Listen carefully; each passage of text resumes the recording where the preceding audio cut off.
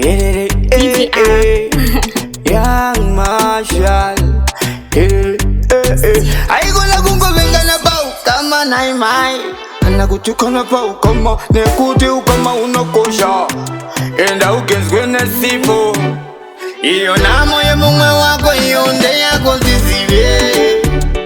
uyu mwana wa mukoma wako robarra konzisivye peuka mama kashandisa rusarura kanda amuna kuziva muri kuzika hondo sinzarese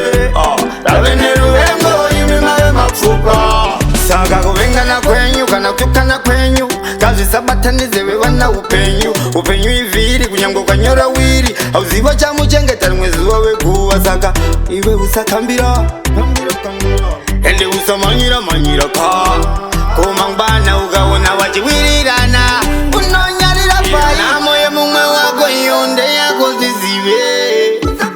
uyu mwana wa mukoma wako robarra konzisive peuka mama kashandisa rusarura kanda amuna kuziva muri kuzika hondo sinzarese rave neruvengo imi mave mapfupa aitoda kundiaukazveta kana wandibata wandiponchuleta hanzi tikakaona tokasasineta asina mwari ndinokunda panenge ndakalala ndichiridza ngondondo umwe vasurara vandigaira undo hanzi tikakabata tokatyora mabondo tokakanda mudondo kadyiwe nemakondo iyo namo yemumwe wako iyo nde yako zizive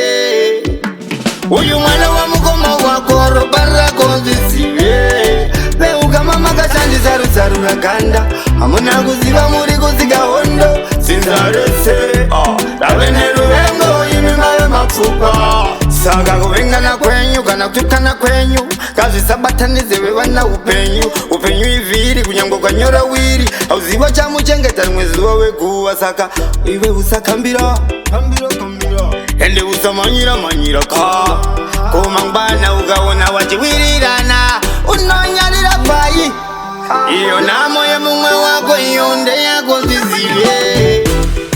uyu mwana wa mukoma wako robarra konzisive peuka mama kashandisa rusarura kanda amuna kuziva muri kuzika hondo sinzarese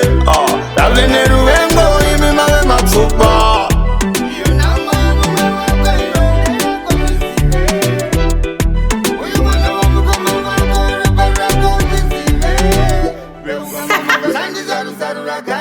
DJR Sinzarese,